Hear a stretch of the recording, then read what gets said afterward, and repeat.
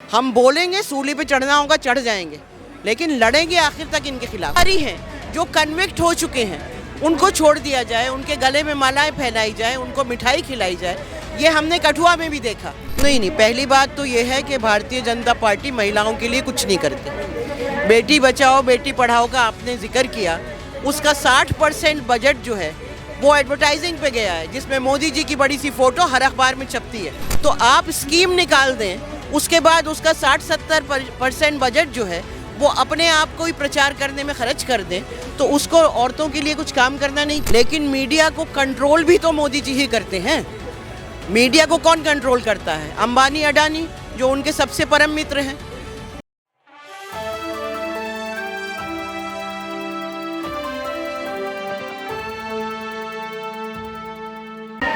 यत्र नार्यस्तु पूज्यन्ते रमन्ते तत्र देवता वाला मंत्र हम सभी ने पढ़ा है।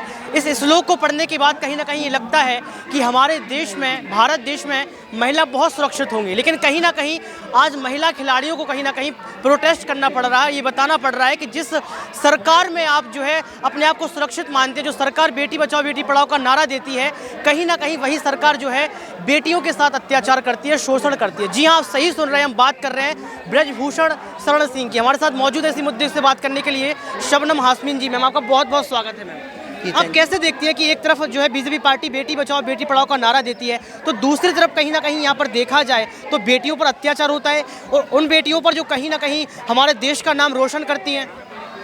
देखिए, जब से ये सरकार आई है 2014 से, तब से अगर आप ग्राफ देखें तो लगातार महिलाओं के खिलाफ अत्याचार बढ़ रहा है। और यहाँ पे तो जैसा आपने कहा कि ये जानी मानी खिलाड़ी हैं, देश का नाम रोशन करती हैं, इनके साथ सेक्सुअल हैरेसमेंट हुआ है और करने वाला जो है वो भी बीजेपी से संबंधित है, और उसके खिलाफ कोई कार्रवाई नहीं हो रही। लेकिन हम तो लगातार ये देख रहे हैं, इस देश में ये ऐसा कभी नहीं हुआ था कि जो बलात्कारी हैं, जो कन्विक्ट हो चुके हैं, उनको छोड़ दिया जाए, उनके गले में मालाएं पहनाई जाए, उनको मिठाई खिलाई जाए। ये हमने कठुआ में भी देखा कि बलात्कारियों के सपोर्ट में रैलीज निकाली बीजेपी वालों ने।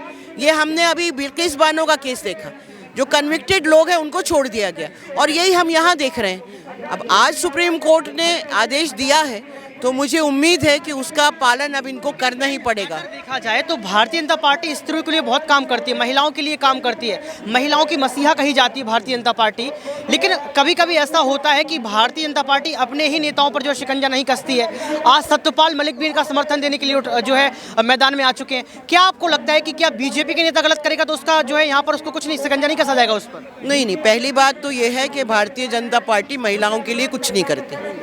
बेटी बचाओ बेटी पढ़ाओ का आपने जिक्र किया, उसका 60% बजट जो है वो एडवर्टाइजिंग पे गया है, जिसमें मोदी जी की बड़ी सी फोटो हर अखबार में छपती है। तो आप स्कीम निकाल दें, उसके बाद उसका 60-70% बजट जो है वो अपने आप को ही प्रचार करने में खर्च कर दें, तो उसको औरतों के लिए कुछ काम करना नहीं कहते। जब सबसे बड़ा कारण मीडिया भी हो सकता है, क्योंकि मीडिया पर मुद्दे नहीं चलते हैं। महिलाओं का मुद्दा चलना चाहिए, महंगाई का मुद्दा चलना चाहिए, जमीनी स्तर के मुद्दे चलना चाहिए, लेकिन कहीं ना कहीं आज मीडिया, जिसे लोकतंत्र का चौथा स्तंभ कहा जाता है, वो गोदी हो चुका है। क्या आपको लगता है कि अगर महिलाओं को यहाँ पर जो है उनका सम्मान नहीं मिल रहा है, उनको अगर उनकी इज्जत वापस नहीं मिल रही, तो इसमें मीडिया का भी कहीं ना कहीं हाथ हो सकता है? नहीं, मीडिया का तो बड़ा हाथ है, लेकिन मीडिया को कंट्रोल भी तो मोदी जी ही करते हैं। मीडिया को कौन कंट्रोल करता है? अंबानी अडानी, जो उनके सबसे परम मित्र हैं। जब सतपाल मलिक कुछ बोलते हैं तो उसी दिन सारे मीडिया के पास इंस्ट्रक्शन आ जाते हैं ना सरकार से कि आपको इसको कवर नहीं करना है। तो अगर मीडिया वाले कवर करना भी चाहें कुछ, तो उनको इजाज़त नहीं है। मीडिया तो जिम्मेदार है ही। मीडिया जो नफ़रत घोल रहा है, जो सुबह शाम पूरे देश में जो झूठ फैला रहा है और जो असली मुद्दे हैं उनको कवर नहीं कर रहा, वो जाहिर है कि जिम्मेदार है, लेकिन उसकी जिम्मेदारी भी इन्हीं के सर पे है और किसी पे नहीं है। आपने जिक्र किया सत्यपाल मलिक को लेकर, अमित शाह कह रहे हैं कि सत्यपाल मलिक ने उस समय चुप्पी क्यों नहीं तोड़ी जब पुलवामा हमला हुआ था। 40 जवानों पर राजनीति कर दी जाती है, इसके बावजूद भी अमित शाह कहीं ना कहीं इस मुद्दे से भाग रहे हैं। क्या आपको लगता है कि पुलवामा हमले को लेकर जो सत्यपाल मलिक खुलासा कर रहा है उसमें सच्चाई है? देखिए, अमित शाह की जो मेमोरी है बहुत शॉर्ट है। जब हमला हुआ था उसके फ़ौरन बाद सतपाल मलिक बोले थे, और वो वीडियोस मौजूद हैं, वो कल से घूम भी रहे हैं ट्विटर के ऊपर वो वीडियोस। तो ऐसा नहीं है कि सतपाल मलिक अभी बोले हैं, डिज़ाइन निकलने के बाद वो तब भी बोले थे। उन्होंने तब भी यही कहा था कि उनको हवाई जहाज़ दिए जाने चाहिए थे, जाहिर है होम मिनिस्ट्री ने खुद मना किया। आप ये कहते हैं कि नोटबंदी किस लिए की? नोटबंदी हमने की कि हम ये पैसा जो है टेरर के लिए खर्च हो रहा है। जब से आप आए हैं टेररिज्म तो सिर्फ बढ़ ही रहा है। एक हफ्ते तक एक गाड़ी इतना असला लेके कश्मीर में घूमती रहे और किसी को पता ना हो, मतलब हम बेवकूफ़ हैं क्या? मैं 2005 से कश्मीर में काम कर रही हूँ। आप 5 किलोमीटर नहीं जा सकते, 4 बार आर्मी रोकेगी, चेक करेगी। तो ऐसे एक हफ्ते तक गाड़ी घूम रही है। आप भी नोटिस कर रहे होंगे लगातार, आप जो राजनीति से भी जो है यहाँ पर बिलोंग करती हैं, लगातार मुद्दों को समझती हैं। आजकल एक दौर चल रहा है ईडी सीबीआई का दौर। क्या इस दौर को माना जाए कि ये दौर नरेंद्र मोदी चला रहे हैं? क्योंकि लगातार देखा जाए जो बोलता है सो पकड़ जाता है। अब जो है मौखिक तौर पर सत्यपाल मलिक को भी जो है यहाँ पर सीबीआई का समन भेज दिया गया है। क्या ये बीजेपी की साजिश हो सकती है इसमें कुछ बड़ी? साजिश क्या, वो ही कर रहे हैं भाई।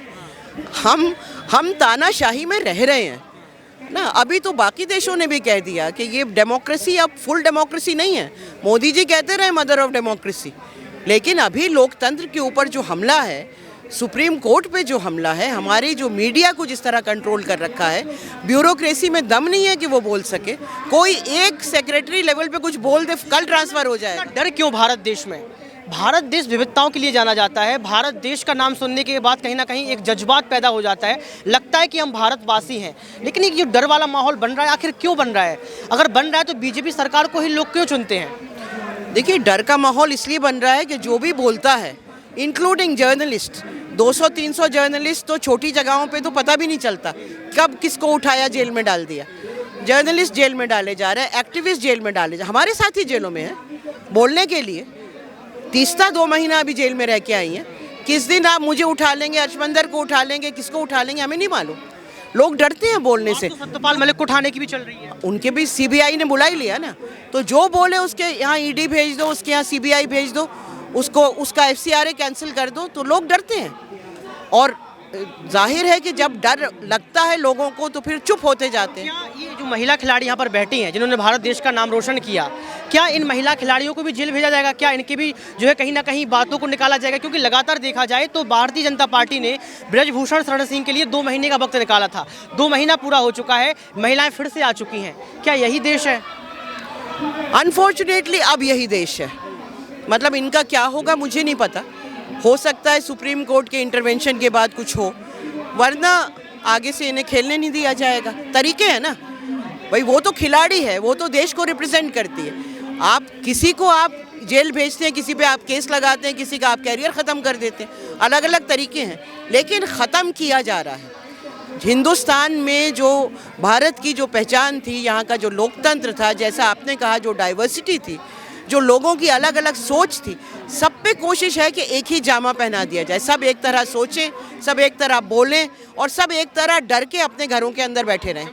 मेरा एक आखिरी सवाल आपसे रहेगा कि लगातार हम लोग देखें तो अडानी के मुद्दे को लेकर जो है यहाँ पर प्रोटेस्ट किया जाता है। आज महिला खिलाड़ी प्रोटेस्ट कर रही हैं, सत्यपाल मलिक भी आवाज़ उठा रहे हैं। इतना सब कुछ हो जाने के बावजूद भी भारत देश के प्रधानमंत्री कभी प्रेस कॉन्फ्रेंस नहीं करते हैं, कभी भी विपक्ष के सवालों का जवाब नहीं देते हैं। वो अपनी ज़िंदगी जीते हैं, यानी कि कहा जाए तो वो उनको जो करना होता है वही चलता रहता है। तो आपको क्या लगता है कि ये नरेंद्र मोदी को भी डर है, भारत के प्रधानमंत्री को भी डर हो सकता है? नरेंद्र मोदी बहुत डरपोक आदमी है, वो प्रेस को फेस ही नहीं कर सकते। वो आपने देखा होगा, एक बार इंटरनेशनल कॉन्फ्रेंस में बीच में वो ग्लिच आ गया तो वो बोल ही नहीं पाए, क्योंकि उनके सामने तो वो लिखा हुआ रहता है ट्रांसपेरेंट, उस पर पढ़ते हैं, बोलते हैं खुद से। देखिए, आप बोलते किस चीज़ से हैं? या तो आपको ज़मीन का एक्सपीरियंस हो, या आपने पढ़ाई की हो, आपने कोई PhD की हो, आपने स्टडी की हो। आप 10वीं करके, और 10वीं भी शायद नहीं होगी, जो भी है, बहरहाल आप झूठी डिग्री दिखाने से आपके पास इल्म नहीं आ जाता।